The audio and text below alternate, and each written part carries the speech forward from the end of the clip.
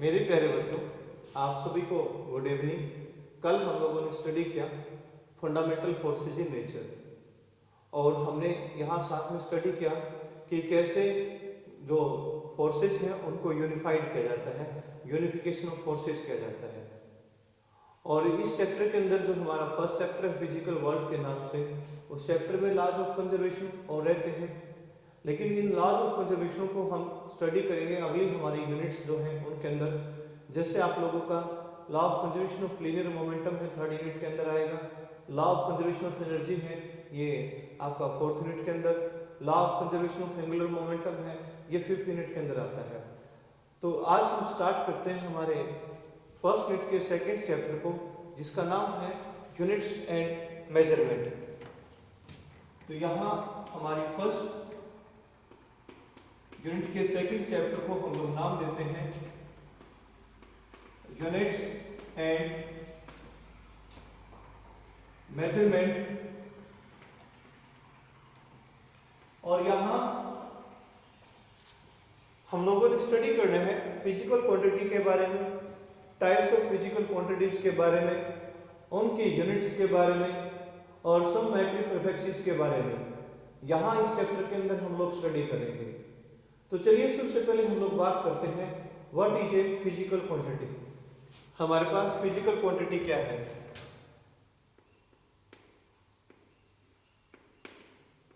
देखिए, physical quantity हम जो बोलते हैं, आप यहां बोलोगे जिनको मेजर करना जरूरी है, ऐसी क्वांटिटी को आप लोग नाम देते हो फिजिकल क्वांटिटीज। या हम लोग ये कह सकते हैं कि हम डायरेक्ट वे में या इनडायरेक्ट वे में by using laws of physics, methods of physics, जिन क्वांटिटीज को मेजर करते हैं, ऐसी क्वांटिटीज ही क्या कहलाती हैं? फिजिकल क्वांटिटीज कहलाती हैं। और आप ये भी कह सकते हो कि जो क्वांटिटेटिव अमाउंट है फिजिकल फिनोमेनन का, वो भी क्या कहलाता है? फिजिकल क्वांटिटीज कहलाता है। तो हम लोग कहते हैं those quantities या that quantity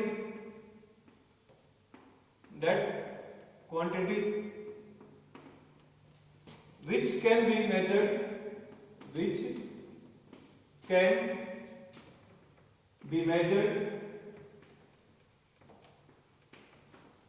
directly or indirectly by using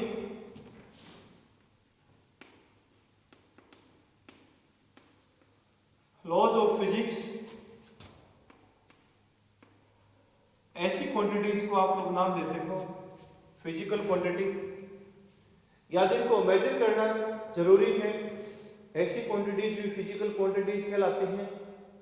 या फिर मैंने आप लोगों को बताया है कि क्वांटिटेटिव जो अमाउंट है किनका? फिजिकल फिनोमेनन का।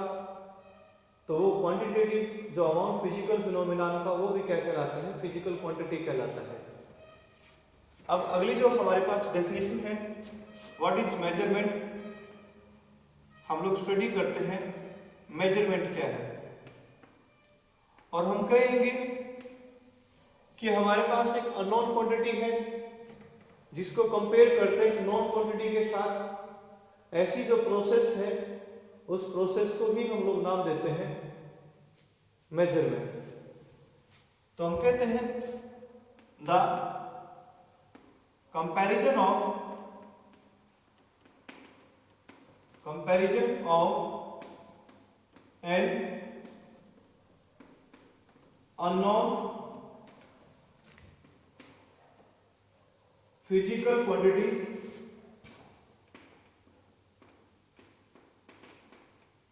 with a fixed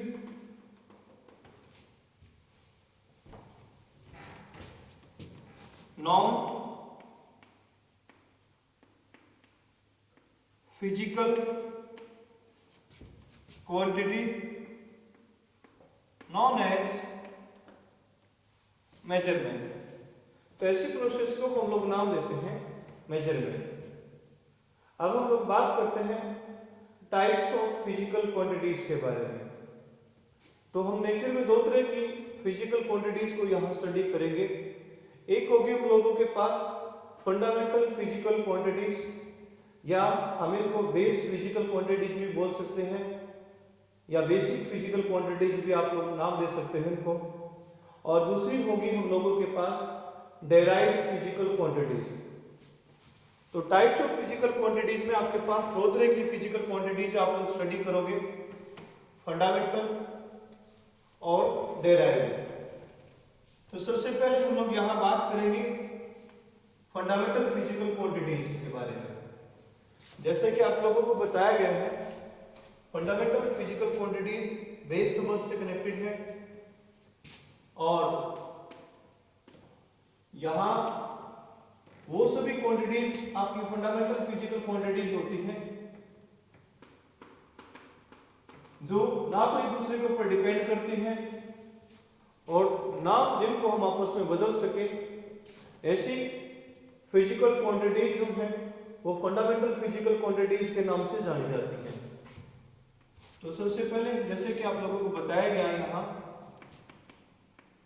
फंडामेंटल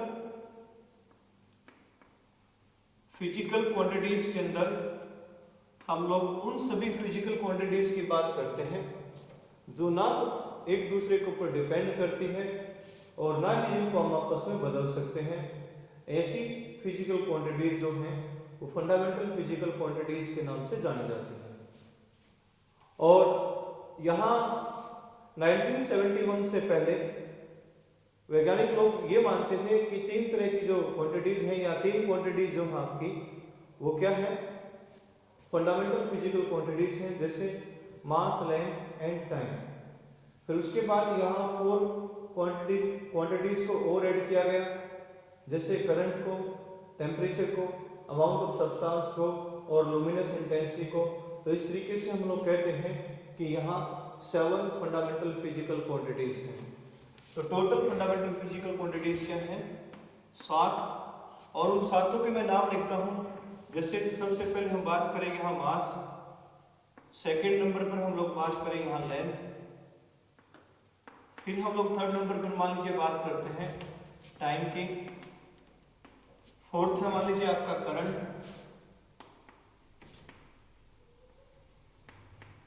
फिर हम लोग बात करते हैं यहाँ टेम्परेचर के बारे में,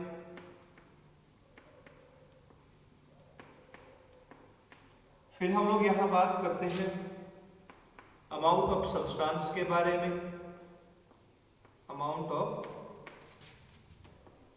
सब्सटेंस के बारे में, और फिर हम लोग बात करेंगे लुमिनस इंटेंसिटी के बारे में, लुमिनस इंटेंसिटी। तो ये टोटल 7 फंडामेंटल फिजिकल क्वांटिटीज हैं।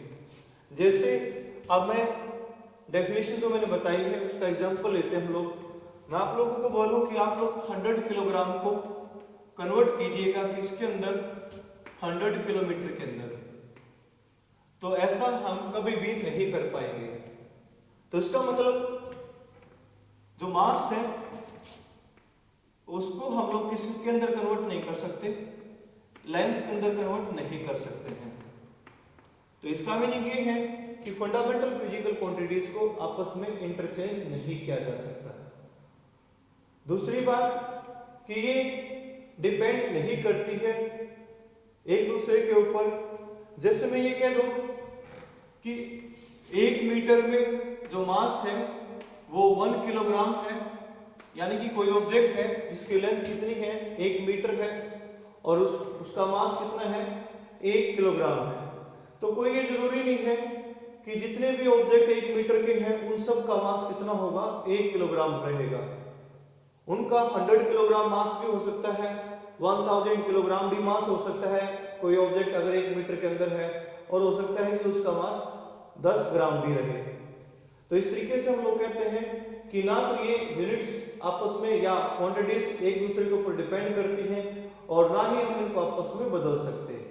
दोबारा से सुनिए, हम लोगों ने क्या डेफिनेशन बताई थी फंडामेंटल फिजिकल क्वांटिटीज की, जिनको ना तो आप आपस में एक दूसरे के साथ बदल सकते हैं। जैसे मैंने एग्जांपल दिया आप लोगों को, क्या हम 100 किलोग्राम को 100 किलोमीटर के अंदर बदल सकते हैं?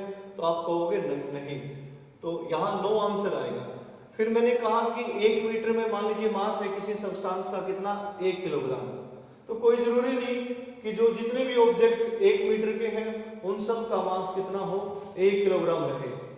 यहाँ 1000 किलोग्राम भी मास हो सकता है 1 मीटर के ऑब्जेक्ट का, या किसी 1 मीटर के ऑब्जेक्ट का जो मास है वो 10 ग्राम भी हो सकता है, 1 ग्राम भी हो सकता है।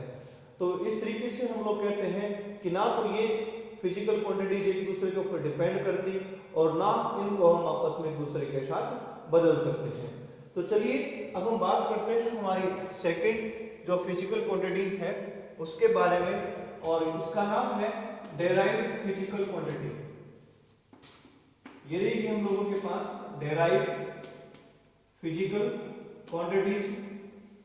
तो देखिए हम लोग क्या करेंगे, इन्हीं के ऊपर मैथमेटिकल ऑपरेशंस का यूज करते हैं, स्पेशली मल्टीप्लिकेशन एंड डिवीजन का, और इन्हीं से हम लोग किन को बनाएंगे, इन क्वांटिटीज को बनाते हैं, डेराइव्ड फिजिकल क्वांटिटीज को बनाते हैं।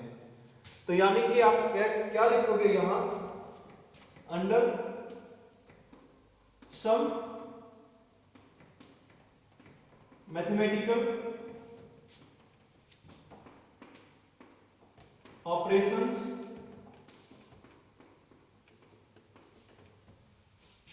we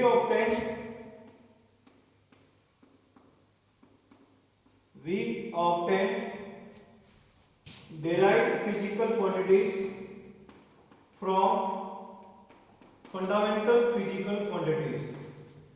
मैंने यहां ये बताया है कि हम कुछ मैथमेटिकल ऑपरेशंस का यूज करेंगे किन के ऊपर, फंडामेंटल फिजिकल क्वांटिटीज के ऊपर, और बनाएंगे किन को, डेराइव्ड फिजिकल क्वांटिटीज को।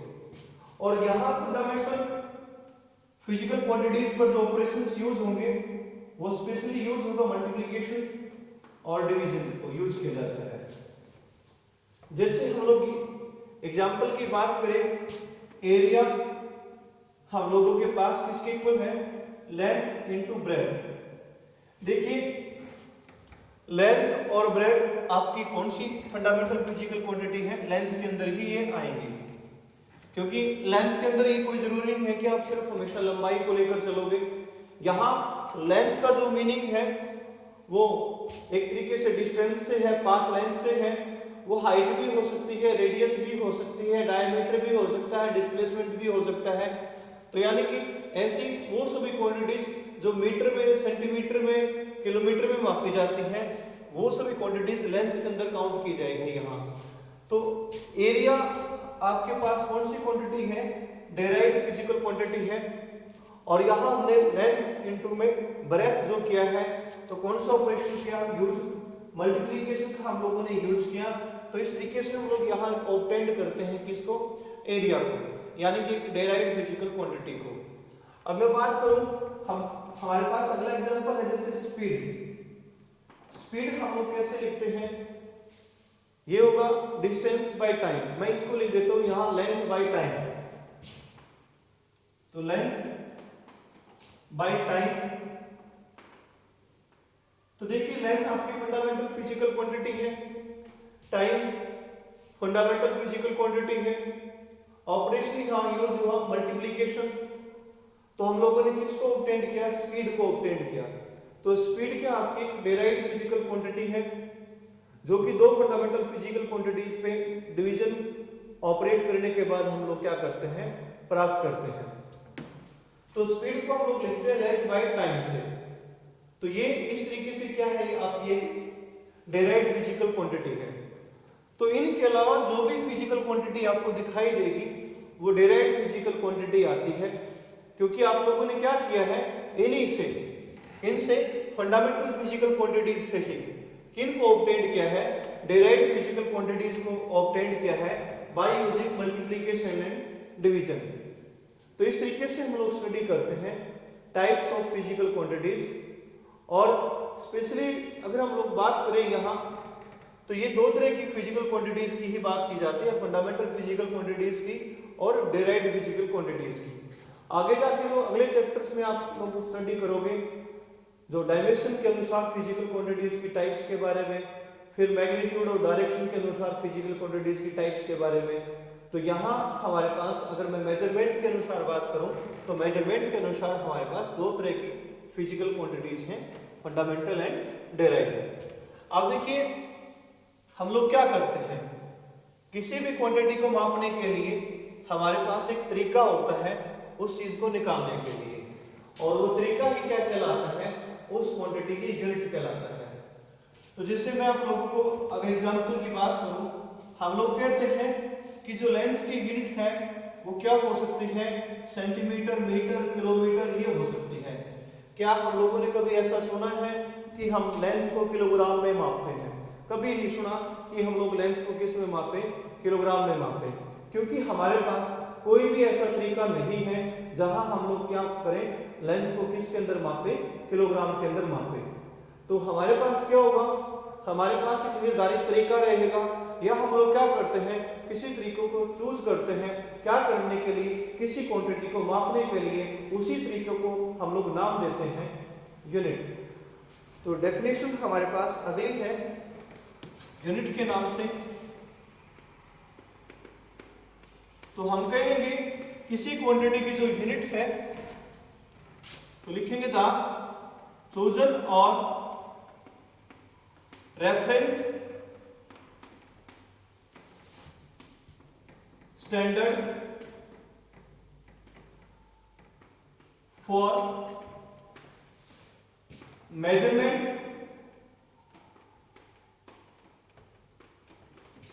Of a physical quantity known as unit. जैसे कि हम बात करते हैं एग्जांपल की, ग्राम, किलोग्राम, क्विंटल, टन, ये सब मास के लिए यूनिट्स यूज की जाती हैं। अब यूनिट्स भी आपकी दो तरह की रहेंगी, fundamental units and derived units. तो मैं बात करूं किसके बारे में, फंडामेंटल यूनिट्स के बारे में। तो फंडामेंटल यूनिट्स वो हैं जिनके अंदर आप किन को मापते हो, फंडामेंटल फिजिकल क्वांटिटीज को मापते हो। तो हम लिखेंगे यूज्ड फॉर मेजरमेंट ऑफ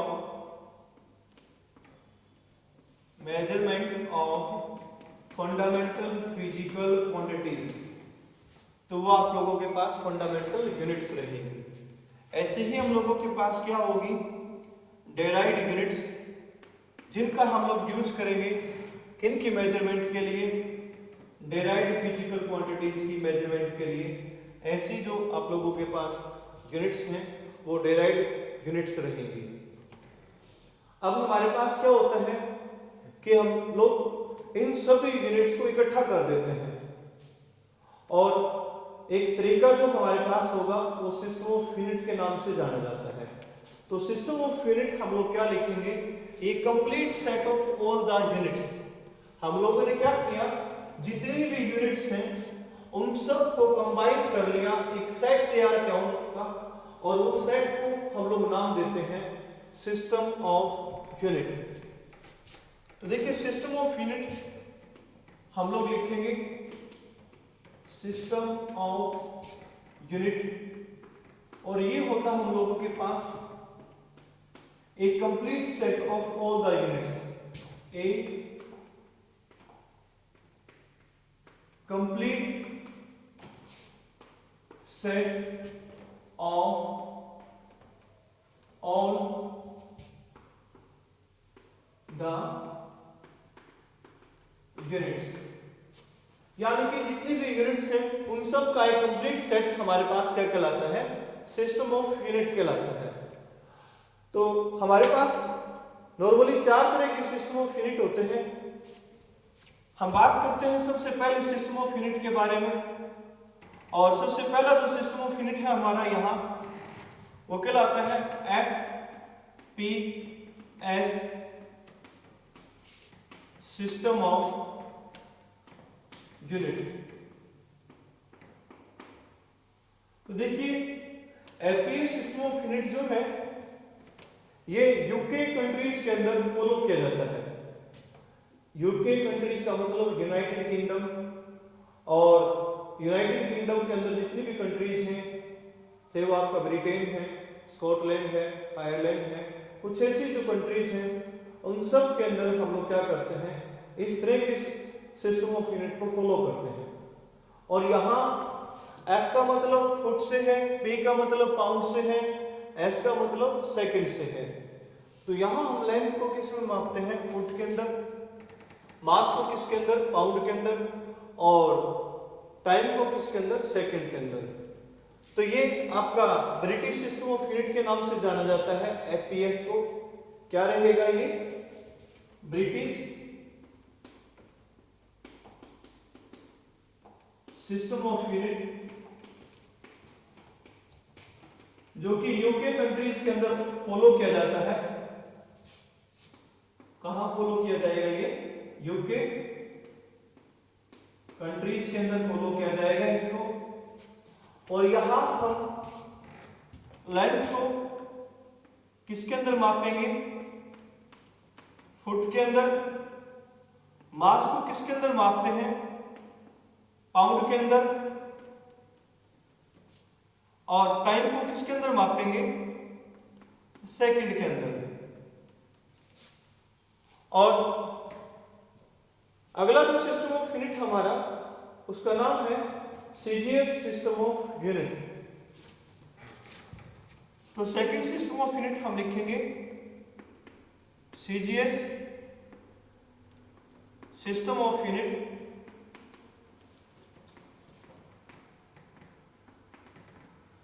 और सीजीएस सिस्टम ऑफ यूनिट में हम लोग लेंथ को सेंटीमीटर में, मास को ग्राम में, टाइम को सेकंड के अंदर मापते हैं। और जो ये सिस्टम ऑफ यूनिट है आपका, ये फ्रेंच कंट्रीज के अंदर फॉलो किया जाता है।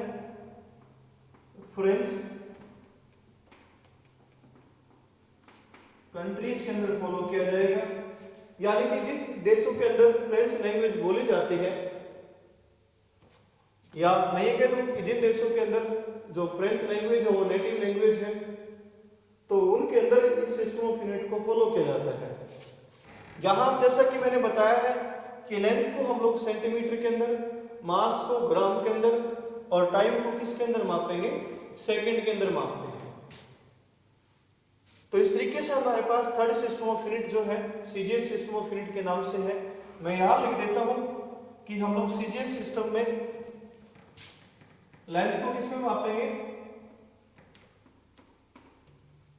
सेंटीमीटर के अंदर, और मास को किसके अंदर, ग्राम के अंदर, और टाइम को किसके अंदर, सेकंड के अंदर। तो सीजीएस में आप इस तरीके से लेंथ को, मास को और टाइम को मेजर करते हो। अब हम बात करते हैं हमारा जो अगला सिस्टम ऑफ यूनिट है, थर्ड सिस्टम ऑफ यूनिट, जिसको नाम दिया जाता है एमकेएस सिस्टम ऑफ यूनिट। तो थर्ड सिस्टम ऑफ यूनिट है आपका एमकेएस सिस्टम ऑफ यूनिट। तो देखिए MKS system of unit CGS का ही क्या है, एक्सटेंडेड वर्जन है। और मैं आपको बता देता हूं एक बात, सीजीएस को हम दूसरा नाम गॉसियन सिस्टम ऑफ यूनिट के नाम से भी जानते हैं। सीजीएस का एक नाम रहेगा गॉसियन सिस्टम ऑफ यूनिट। देखिए गॉसियन सिस्टम ऑफ यूनिट इसको क्यों नाम दिया जाता है, क्योंकि कार्ल फ्रेडरिक गॉस फ्रांस के एक बहुत बड़े मैथमेटिशियन और साइंटिस्ट थे। उन्हीं के ऑनर में हम लोग सीजीएस सिस्टम को गॉसियन सिस्टम ऑफ यूनिट के नाम से जानते हैं। और इस सीजीएस सिस्टम का ही जो एक्सटेंडेड वर्जन है वो आपका क्या है, एमकेएस सिस्टम ऑफ यूनिट। इसको दूसरा नाम दिया जाता है matric system of unit, matric system of unit. अब मैट्रिक सिस्टम ऑफ यूनिट का मीनिंग ये होगा यहां जहां हम यूनिट्स को एक्सप्रेस करते हैं इन द पावर ऑफ 10, यानी कि यूनिट्स को 10 की पावर में जहां लिखा जाए वो आपका मैट्रिक सिस्टम ऑफ यूनिट रहेगा। यहां हम लोग लेंथ को मेजर करते हैं किसके अंदर, m का मीनिंग यहाँ मीटर है, और जो हम लोगों के पास जो 1 मीटर होता है वो किसके बराबर होगा, 100 सेंटीमीटर के बराबर होता है। फिर हम लोग मास की बात करें तो मास को हम लोग मेजर करते हैं किसके अंदर, किलोग्राम के अंदर, और 1 किलोग्राम हमारे पास किसके बराबर होता है, 1000 ग्राम के बराबर होता है।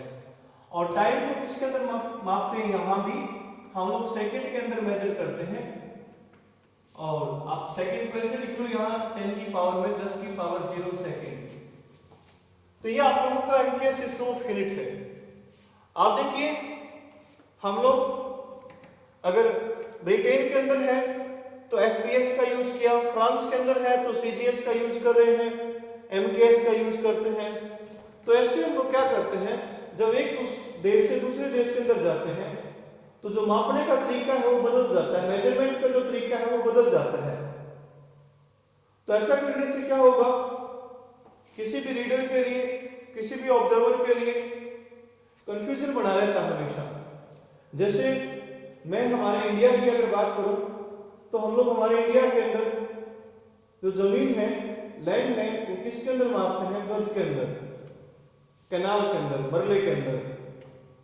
और किसी इंग्लैंड के या किसी दूसरे देश के अगर पर्सन को ये ना पता हो कि एक कनाल कितना है या एक बीघा कितना है, तो यानी कि उसके लिए हमेशा ये कंफ्यूजन रहेगा। तो जब आप एक देश से दूसरे देश में जाते हो तो मापने का तरीका बदल गया है, तो वैज्ञानिक लोग क्या करते हैं, इससे संबंधित इस तरह के कंफ्यूजन को दूर करने के लिए वो एक इंटरनेशनल लेवल पर एक मीटिंग करते हैं और एक ही स्टैंडर्ड जो सिस्टम ऑफ यूनिट है उसको डेवलप किया जाता है, जिसका नाम है एसआई सिस्टम ऑफ यूनिट। और हम लोग एसआई सिस्टम ऑफ यूनिट के बारे में हमारे अगले लेक्चर के अंदर स्टडी करेंगे, क्योंकि एसआई सिस्टम ऑफ यूनिट कैसे, किन कंडीशंस के अंदर ये बना और क्यों बनाया गया, इसके बारे में हम लोग अगले लेक्चर के अंदर स्टडी करेंगे। और यहाँ जो डेफिनेशंस हैं एसआई यूनिट्स की, उनको भी हम लोग यहाँ स्टडी करेंगे। तो आज का लेक्चर यही था आप लोगों का, और आप लोग हमारे चैनल को सब्सक्राइब कीजिए, लाइक कीजिए, कमेंट कीजिए, और जो ये लेक्चर हैं ये आप लोगों के लिए बनाए गए हैं।